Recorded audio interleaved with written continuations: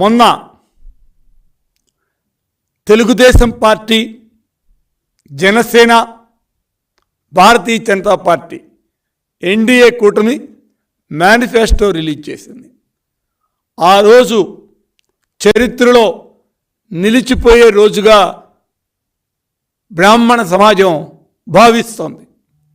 ఎందుకంటే దానికి కారణం 3 మీద ఒక పద్ధతి ప్రకారం ఆలోచన చేసి Telugu Desam party, Janasena, BJP manifesto release చేయడం జరిగింది. బ్రాహ్మణ సంక్షేమం, అదేవిధంగా అభివృద్ధి, అదేవిధంగా భద్రత అనే 3 ప్రామాణికాలన్నీ తీసుకొని ఇవాళ ఈ మేనిఫెస్టో రిలీజ్ చేశారు. దాంట్లో చెప్పుకోవాలంటే ఎన్నో విషయాలు అన్నీ కూడా మీ ముందు నేను పెడతాను. వాటికి వెళ్ళే ముందు గత ప్రభుత్వం 2019లో ఏమి చెప్పారు, ఏం చేశారు, తరువాత 2024లో వాళ్ళు ఏం చెప్తున్నారు అని ఒక్కసారి మీ దృష్టికి తీసుకువచ్చి తర్వాత నేను మా మేనిఫెస్టో గురించి మీకు నేను వివరిస్తాను. 2019లో వాళ్ళు మేనిఫెస్టోలో, నేను వేరే వర్గాల వారి గురించి మాట్లాడడం తప్పుగా అర్థం చేసుకోవద్దు, అందరికీ పేరు మీద ఇచ్చారు. అన్ని కులాలకి, వయస్సులు, అదేవిధంగా మిగతా కులాలు, కాపు సంక్షేమం అన్నీ కూడా కులాల పేరు మీద ఇచ్చారు. కానీ బ్రాహ్మణుల మీద ఈ ప్రభుత్వానికి ఉన్న గౌరవం ఏంటంటే హిందూ దేవాలయాలు అని పెట్టారు తప్పితే ఎక్కడ బ్రాహ్మణ సంక్షేమం, బ్రాహ్మణులకు ఇచ్చే వాగ్దానాలను పెట్టినటువంటి సందర్భం లేదు 2019లో. అది మీకు ఒక్కసారి నేను చూపెడతాను, చూడండి, మీరే చూడండి. ఇది ఇక్కడ ఉందండి. 2019లో వాళ్ళు పెట్టినది దేవాలయాలు, హిందూ దేవాలయాలు అన్న పేరు మీద పెట్టారు. ఒక్కసారి మీరు జూమ్ చేయండి. ఇంకా దానిలో వాళ్ళు పెట్టినవి 4 వాగ్దానాలు. అర్చకులు రిటైర్మెంట్ వయసుని రద్దు చేస్తామన్నారు. ఈ ఒక్క వాగ్దానం తప్పితే వాళ్ళు ఇంకే వాగ్దానాలని ఫుల్ఫిల్ చేసిన సందర్భం లేదు. కానీ అన్నీ చేసామని మాత్రం చెప్తారు. వాళ్ళు చెప్పినటువంటి వాగ్దానాలు 6 దేవాలయాల్లో పనిచేసే అర్చకులకి ఆ రోజే మార్చి 2019లో చంద్రబాబు నాయుడు గారు వాళ్ళ జీతాలు పెంచారు. పెంచితే ఈయనేం చెప్పాడంటే ఒక మాట చెప్పాడు, దాని మీద 25% ఎక్కువ వేసి మీకు జీతాలు ఇస్తానని చెప్పినటువంటి మాట వాస్తవమా కాదా అని మీ ద్వారా అడుగుతున్నా. ఇది మేనిఫెస్టోలోనే ఉందండి. ఆ మేనిఫెస్టోలో పెట్టింది మీరేమన్నా అమలు పరిచారా అంటే లేదు. తర్వాత దేవాలయాల్లో ధూపదీప నైవేద్యం జరిగే దేవాలయాలు జనాభా దామాషా ప్రకారం 10,000 నుంచి 35,000 రూపాయలు ఇస్తానని చెప్పి వాగ్దానం చేశారు. అది మీరు చేయలేదు. మూడోది, మీరు అర్చకులకు ఇళ్ల స్థలాలు కట్టిస్తానని చెప్పారు. అది ఎక్కడ ఒక్క ఇల్లైనా మీరు కట్టించిచ్చారా అని మీ ద్వారా నేను అడుగుతున్నా. ఈ 4 మీరు చేసింది ఒకటి.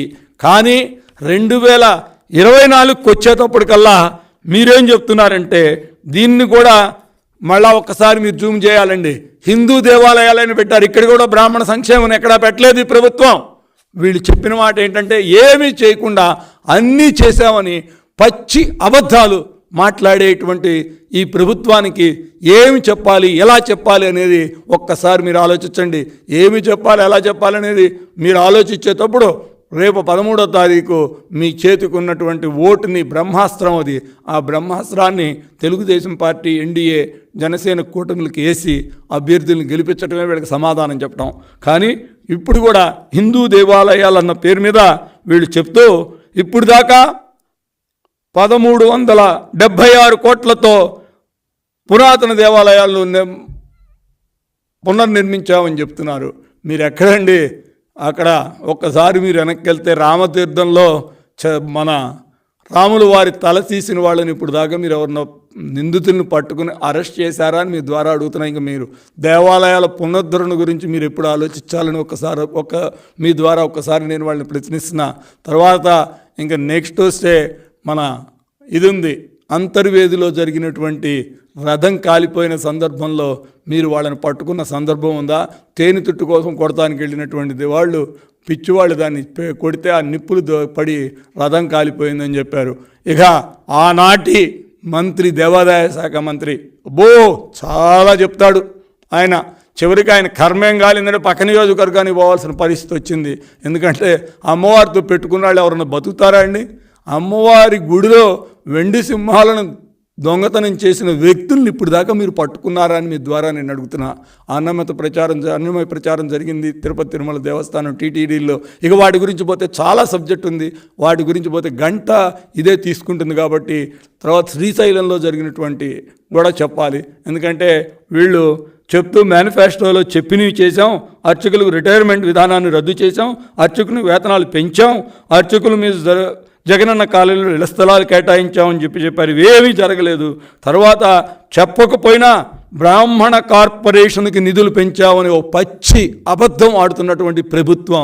బ్రాహ్మణ కార్పొరేషన్ చంద్రబాబు నాయుడు గారు గొల్లపూడిలో దానికి 4 ఎకరాల్లో పెద్ద భవనం కట్టారు. ఎండోమెంట్ డిపార్ట్మెంట్తో పాటు బ్రాహ్మణ కార్పొరేషన్, ఒకే ఒక కార్పొరేషన్కి భవనం ఉందంటే అది బ్రాహ్మణ కార్పొరేషనే ఈ రాష్ట్రంలో. అక్కడ ఒక్కసారి మీరు వస్తే నేను కూడా వస్తాను, వెళ్దాం. పిచ్చి మొక్కలు పెరిగినాయి, దానిలో ₹1 నిధి లేదు, ఏమీ చేయటానికి లేదు. మీరు చేసేదల్లా నవరత్నాలలో బడ్జెట్లో చూపెట్టి నవరత్నాల్లో మార్చి నవరత్నాల ద్వారా లబ్ధిదారులకు ఇచ్చే డబ్బు తప్పితే కులాల కార్పొరేషన్లో ఒక్క కుల కార్పొరేషన్ కూడా ₹1 నిధులు కేటాయించారా అని మీ ద్వారా నేను అడుగుతున్నా. ఒక్కసారి గుండె మీద చేసుకుని ఆలోచించుకోండి జగన్మోహన్ రెడ్డి గారు, మీ ప్రభుత్వం. మీరు ఏది చేయకుండా పచ్చి అబద్ధాలు, చెయ్యని పనుల్ని మీరు చెప్పుకునే అబద్ధాలని ప్రజలకు నమ్మే పరిస్థితిలో లేరని మీ ద్వారా నేను తెలియజేసుకుంటున్నా. అదేవిధంగా ఆయన చెప్పింది ఇక 5.4% ఆలయాలకు నిత్యధూప నివేద్య నిధులు ఇచ్చామని చెప్పారు. ఎక్కడిచ్చారండి? ₹1 ఎవరికైనా పెంచారు? అసలు జీతం ఇచ్చారా? ఇప్పుడు మీరు మీ ద్వారా అడుగుతున్నా. ₹5,000 ఇచ్చిన సందర్భాలు ఉన్నాయా? చాలా కంప్లైంట్లు ఉన్నాయి. ₹1 లేదు. ఎందుకంటే నేను ఈ మేనిఫెస్టో తయారు చేయడానికి అన్ని ప్రైవేట్ అర్చక సంఘాలతోటి, అదేవిధంగా పురోహితుల సంఘాలతోటి, గవర్నమెంట్ ఎంప్లాయీస్ తోటి, ఎండోమెంట్లో పనిచేసే అర్చకులతోటి అందరితోటి కూడా దగ్గర మేధమదనం చేశాం బ్రాహ్మణ సాధికార కమిటీ ద్వారా. దాని ద్వారా మాకు వచ్చినటువంటి రిపోర్ట్స్ అన్నిటినీ కూడా తీసుకొని క్రోడీకరించి మేము చంద్రబాబు నాయుడు గారికి మన మేనిఫెస్టోని మేము ఇవ్వటం జరిగింది బ్రాహ్మణ సంక్షేమం గురించి. వాటి గురించి నేను చెప్తా. ఒక్కటి కూడా మీరు చేయకుండా అన్నీ చేసాం చెప్పారు. గత ప్రభుత్వంలో కూల్చేసిన ఆలయాలను పునరుద్ధరింపజేశారట. అయ్యా, మీ ద్వారా నేను అడుగుతున్నా, గత ప్రభుత్వంలో కూల్చేసిన ఆలయాల సంగతి దేవుడు ఎరుగు. ఇవాళ దేవుడు విగ్రహాలకే రక్షణ లేదు, పూజారికి రక్షణ లేదు, ఎవరికీ రక్షణ లేని పరిస్థితుల్లో ఈ రాష్ట్రం ఉంది. ఎక్కడ ఇంత అసలు అబద్ధాలు ఏ విధంగా చెప్తారు? ఒక్కసారి మీరు మనసు పెట్టి ఆలోచించండి. ఎందుకు ఇన్ని అబద్ధాలు చెప్పాలి? చేసింది చెప్పండి. మీరు చేసింది చెప్పకుండా అబద్ధాలు మాట్లాడటమే పద్ధతిగా పెట్టుకున్నటువంటి మీతో ఏం మాట్లాడాలో తెలియని పరిస్థితి.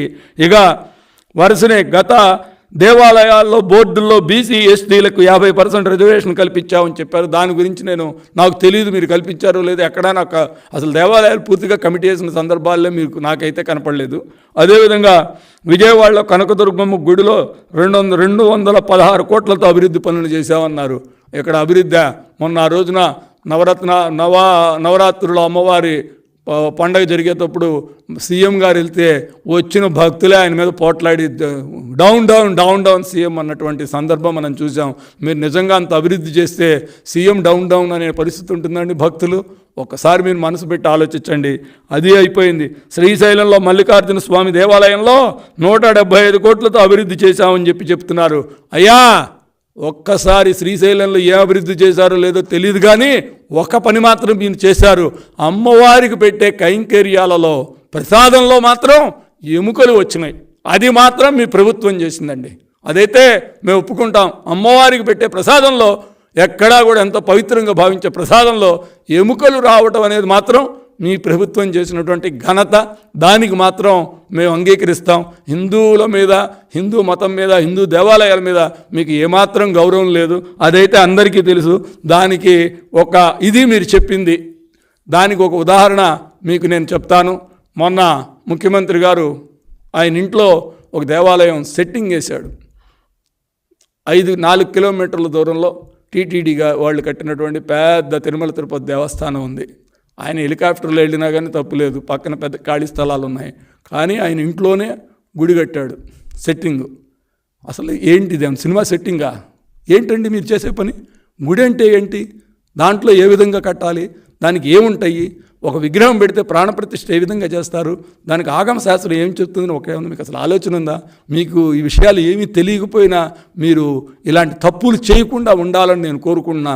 ఎందుకంటే మీరు అక్కడ మన గాంధీ స్టేడియంలో మీరు పెట్టినటువంటి, ఇందిరాగాంధీ స్టేడియంలో మీరు పెట్టినటువంటి యాగాలకు లాస్ట్ ఇయర్ చెప్పులు వేసుకుని లోపల తిరిగినట్టు సందర్భం కూడా ఉంది. మీకు మతం మీద గౌరవం లేదు. 5 ఏళ్లలో ఒక్కరోజన్నా అయ్యవారికి అమ్మవారికి పట్టు వస్త్రాలు పెట్టేటప్పుడు టీటీడీ కానీ ఇతర ఒంటిమిట్ట కానీ ఎక్కడికి వెళ్ళేటప్పుడు మీరు సతీ సమేతంగా ఇప్పుడు వెళ్ళారా? ఒక్కసారి ఇవన్నీ రాష్ట్రానికి అరిష్టం అండి. మీరు చేసిన పనుల వల్లే ఈ రాష్ట్రం ఈ విధంగా దిగజారిపోయిందని నేను భావిస్తాను. ఎందుకంటే మనం ఒక పద్ధతిగా, ఒక బాధ్యతగా మతం మీద గౌరవం ఉన్నప్పుడు ఆ మత గౌరవాన్ని మనం గౌరవించాలి. అలాంటి పద్ధతి మీకు లేదు. మీరు అవి మార్చుకోండి. వాటితో పాటు నెక్స్ట్ ఏం చేస్తామో చెప్పలేదండి. ఇప్పుడు ఇచ్చినటువంటి ఈ మేనిఫెస్టోలో నెక్స్ట్ 5 ఏళ్లకి బ్రాహ్మణులకు ఏం చేస్తామని ఒక్క మాటైనా మీరు చెప్పారా అని మీ ద్వారా నేను అడుగుతున్నా. మీరు ఏమీ చేయరనమాట. బ్రాహ్మణులకు మీరు చేసేది ఏమీ లేదని ఈ మేనిఫెస్టో ద్వారా మీరు చూపెట్టారు. మేము గతంలో చేసినవి తప్పితే ఇప్పుడు చేసేవేం లేవని కూడా, నెక్స్ట్ 5 ఏళ్లలో మీకు ఏమి చేయక్కర్లేదని కూడా చెప్పినటువంటి సందర్భం ఇక్కడే కనపడుతుంది మీ మేనిఫెస్టోలో. ఇక ఈ మేనిఫెస్టో గురించి మాట్లాడటం అయిపోయింది కాబట్టి మా మేనిఫెస్టోలో మేమేం పెట్టాం, మేమేం చేశామని ఒక్కసారి మీకు నేను చూపెడతానండి. ఇదిగోండి, ఒక్కసారి జూమ్ చేయాలి దయుంచి. హిందూ దేవాలయాలు బ్రాహ్మణ సంక్షేమం. ఇది బ్రాహ్మణుల మీద తెలుగుదేశం పార్టీకి ఉన్నటువంటి గౌరవం, అభిమానం దీని మీదే కనపడుతుంది. అంటే బ్రాహ్మణ సంక్షేమం అని చెప్పడంలోనే నారా చంద్రబాబు నాయుడు గారికి, లోకేష్ గారికి బ్రాహ్మణుల మీద ఉన్నటువంటి గౌరవం ఇక్కడ కనపడుతుందని మీ ద్వారా నేను తెలియజేస్తున్నా. మిగతా కులాలతో పాటు ఈక్వల్గా మనకు కూడా గౌరవించి బ్రాహ్మణ సంక్షేమం అని చెప్పడమే వాళ్ళకు ఉన్నటువంటి, బ్రాహ్మణుల మీద ఉన్నటువంటి గౌరవం అని మీకు నేను తెలియజేస్తున్నా. ఇక దీంట్లో విషయాలకు వస్తే, హిందూ దేవాలయాలు, సత్రాల ఆస్తుల పరిరక్షణ కోసం హిందూ ఎండోమెంట్ బోర్డు పెడతానని చెప్పారు నారా చంద్రబాబు నాయుడు గారు మేనిఫెస్టోలో. అంటే ఒక్కసారి నేను నారా చంద్రబాబు నాయుడు గారికి మీ ద్వారా నేను నమస్కారం తెలియజేసుకున్నా. అయ్యా, హిందూ మతాన్ని గౌరవించి హిందూ దేవాలయాల ఆస్తులని, సత్రాల ఆస్తులని పరిరక్షణ కోసం మీరు ఒక బోర్డు ఏర్పాటు చేయటం అనే నిర్ణయాన్ని మేము స్వాగతిస్తున్నాం. మేమే కాదు, ఈ రాష్ట్ర ప్రజలు, నాకు మొన్నటి నుంచి ఇప్పుడు దాకా 400-500 ఫోన్లు వచ్చినాయి. ఈ మాట విన్న తర్వాత ఎంతోమంది ఎంతో ఆనందపడుతున్నారు. ఈ దేశ చరిత్రలోనే ఫస్ట్ టైం హిందూ బోర్డు అనేది పెట్టడం జరుగుతుంది, ఎండోమెంట్స్ బోర్డు. అంటే దీని మీద అన్ని ఆస్తులు పరిరక్షించబడతాయి, అన్ని గుళ్ళు పరిరక్షించబడతాయి. ఎండోమెంట్స్లో పనిచేసే ఉద్యోగులకి జీతాలు రేపు ఎండోమెంట్స్ బోర్డు ద్వారా ఇవ్వటం జరుగుతుంది. అంతా కూడా సక్రమంగా జరగటానికి హిందూ ఎండోమెంట్స్ బోర్డు అనేది అత్యవసరం అని చంద్రబాబు నాయుడు గారు గుర్తించి రాష్ట్రంలో ఉన్న హిందూ ఆస్తుల పరిరక్షణకి కంకణం కట్టుకున్న చంద్రబాబు నాయుడు గారికి ఒక్కసారి నేను కృతజ్ఞతలు తెలియజేస్తున్నాను. మీ ద్వారా నేనే కాదు, రాష్ట్రంలో ఉన్న బ్రాహ్మణ సమాజం కూడా, అందరూ కూడా కృతజ్ఞతలు తెలియజేయమని నాకు ఫోన్లు చేసి చెప్పారు. వాళ్ళ కృతజ్ఞతలు కూడా మీ ద్వారా నేను చంద్రబాబు నాయుడు గారికి తెలియజేస్తున్నా. ఎందుకంటే 2014-15లో 2014 ముందు పాదయాత్ర చేసినప్పుడు ఆ రోజున చంద్రబాబు నాయుడు గారు నేను మీకు బ్రాహ్మణ కార్పొరేషన్ పెడతానని చెప్పారు. అదేవిధంగా బ్రాహ్మణకి దేశంలోనే ప్రప్రథమంగా బ్రాహ్మణ కార్పొరేషన్ పెట్టింది నారా చంద్రబాబు నాయుడు గారు. ఆయన్ని చూసి ఇంకా 7-8 రాష్ట్రాల్లో బ్రాహ్మణ కార్పొరేషన్లు పెట్టారు. 263 కోట్ల నిధితో 1,63,000 మందికి లబ్ధి చేకూర్చినటువంటి వ్యక్తి నారా చంద్రబాబు నాయుడు గారు. ఇవాళ ఈ కార్పొరేషన్ నిర్వీర్యం చేసింది 5 ఏళ్లలో ఈ ప్రభుత్వం. నారా చంద్రబాబు నాయుడు గారు ఆ 1,63,000 మందికి లబ్ధి చేకూర్చారు. దాని గురించి నేను నెక్స్ట్ స్టెప్లో చెప్తాను. తర్వాత ప్రైవేట్ దేవాలయాల్లో పనిచేసే అర్చకులకు మినిమం వేతనం ఇస్తామని కూడా చెప్పారు. జాంపవిలో లోకేష్ గారి దగ్గర జరిగినటువంటి మన పాదయాత్ర మీటింగ్లో అప్పుడు లోకేష్ గారు ఇచ్చిన వాగ్దానం ఇది. అయ్యా, అందరూ కోట్లు పెట్టి గుళ్ళు కడతారు, తర్వాత ఆ గుళ్ళో మెయింటెనెన్స్ వాటి గురించి పెద్ద పట్టించుకోరు, అర్చకుల గురించి అసలే పట్టించుకోరు, దాంట్లో పనిచేసే పురోహితుల గురించి, అర్చకుల గురించి అని చెప్పి వాళ్ళు కంప్లైంట్ చెప్తే అప్పుడు మీకు మినిమం వేజ్ ఇప్పిస్తానని చెప్పి ఆ రోజునటువంటి వాగ్దానం చేశారు. నారా లోకేష్ గారు ఆయన చెప్పిన మాటకి కట్టుబడి ఇవాళ మేనిఫెస్టోలో అది మేము పెట్టడం జరిగింది. ఇక మూడోది, వార్షిక ఆదాయం 50,000 పైన ఉన్నటువంటి గుళ్ళకి వచ్చే పైన ఉన్నటువంటి ఆదాయం వచ్చే గుళ్ళల్లో అర్చకులకి 15,000 రూపాయలు ఇస్తానన్నారు జీతం. 15,000 రూపాయలు జీతం, 50,000 పైన వార్షిక ఆదాయం గుళ్ళన్నింటికి కూడా 15,000 పూజారికి జీతం ఇస్తానని చెప్పారు నారా చంద్రబాబు నాయుడు. అదేవిధంగా 50,000 లోపల ఉన్నటువంటి ధూపదీప నైవేద్యం కిందకు వచ్చే గుళ్ళకి 5,000 ఇచ్చే ప్రస్తుతం 5,000 ఇస్తున్నటువంటి సిస్టంలో దాన్ని 10,000కి చేస్తానన్నారు. ఈ ప్రభుత్వంలో 5,000 కూడా రావటం లేదండి, కొన్ని గుళ్ళకి 3,000 కూడా రావట్లేదని కంప్లైంట్ ఉన్నాయి. కానీ మేము వస్తే మాత్రం ప్రతి నెల 10,000 రూపాయలు అందజేస్తామని చెప్పి చంద్రబాబు నాయుడు గారు చెప్పారు. అదేవిధంగా వైదిక ఆగమ శాస్త్ర సంబంధ విషయాల్లో ఆలయాలకు పూర్తి స్వతంత్ర ప్రతిపత్తి ఇస్తానని చెప్పారు. అంటే ఏంటంటే మనం ఏం చెయ్యాలి అనేది ప్రభుత్వం యొక్క ఆ గుళ్ళల్లో ఆగమ శాస్త్రం ప్రకారం ఒక్కొక్క గుళ్ళో ఒక్కొక్క పద్ధతి ఉంటుంది. ఆగమ శాస్త్రం ప్రకారం వాళ్ళు చేసుకునే విధానాన్ని మీరే పూజారులు మీరు నిర్ణయించుకొని మీరే చేసుకోండి, పాలక మండళ్ళు మీరే నిర్ణయించుకోండి. దీంట్లో ప్రభుత్వం ఎక్కడ ప్రమేయం ఉండదు, ప్రభుత్వం దాని మీద ఎటువంటి ఆలోచనలు రుద్దరు అని చెప్పారు. అది కూడా మంచి పరిణామంగా నేను భావిస్తున్నా. అందరూ కూడా దాన్ని చాలా స్వాగతించారు. తరువాత తిరుపతి, ఒంటిమిట్ట పుణ్యక్షేత్రాల్లో పవిత్రతకి మూలాధారాలైన 1000 కాళ్ళ మండప వంటి చారిత్రక కట్టడాన్ని పునరుద్ధరింపజేస్తామని చెప్పారు. ఇది చాలా గొప్ప నిర్ణయం. ఎందుకంటే ఆ చుట్టుపక్కల మనం ఇదివరకు రోజుల్లో వెళ్తే ఎంతో శోభ కనపడుతుండేది. తిరిగి వాటిని మనం పెడితే అది 100 ఏళ్ల క్రితం ఉన్నటువంటి కట్టిన గుళ్ళో ఏ విధంగా ఉందో ఆ విధంగా పురాతనమైన దేవాలయాలు అదే విధంగా కంటిన్యూ కావాలని చెప్పి మన సాంప్రదాయాన్ని వాటిని ఆగమ శాస్త్రం ప్రకారం అదే విధంగా తిరిగి కంటిన్యూ చేయడానికి కంకణం కట్టుకున్నామని చెప్పి ఇది తెలియజేస్తున్నాం. ఎందుకంటే నారా చంద్రబాబు నాయుడు గారు, లోకేష్ గారు దీని మీద కూడా వెరీ సీరియస్గా ఆలోచించేశారు. తర్వాత దేవాలయాలలో పూర్తి రక్షణ. నేను ఇందాకే మీకు చెప్పాను, భద్రత మా బాధ్యత. దాన్ని చంద్రబాబు నాయుడు గారు తీసుకున్నారు. భద్రత అంటే గత ప్రభుత్వంలో జరిగినటువంటి దేవాలయాలపై దాడులు, పూజారులపై అర్చకులపై జరిగే దాడుల మీద కూడా ఒక కమిషన్ ఏర్పాటు చేసి ఎవరైతే బాధితులు ఉన్నారో వారికి న్యాయం చేస్తూ తప్పు చేసిన వారిని శిక్షించేందుకు ఒక కమిషన్ ఏర్పాటు చేస్తానని కూడా నారా చంద్రబాబు నాయుడు గారు ప్రకటించారు మేనిఫెస్టోలో. ఇది రాబోయే కాలంలో బ్రాహ్మణులకు, ఎందుకంటే మొన్న కాకినాడలో పూజారి గారిని పూజ చేస్తూ ఆయన పాలు ఇస్తే సోమవారం నాడు బిజీలో పాలు సరిగా పడలేదన్న ఉద్దేశంతో పూజారి గారిని చెంపపెట్టి కొట్టినటువంటి మాజీ కార్పొరేటర్ అక్కడ.